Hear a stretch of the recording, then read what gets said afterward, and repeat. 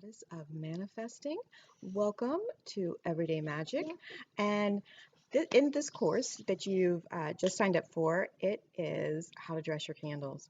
And so this is not a course to skip through and go to the areas that you think is best or that you want to know. This is a really, really short, very informative course series on how you can and should cleanse and dress your candles. So my recommendation to you is to simply go through the series of videos, all of which are less than 5 minutes long, and get a real feel of how to cleanse and how to dress your candles.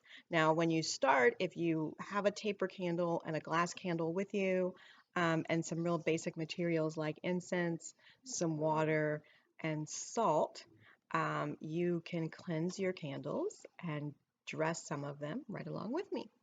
So let's get started.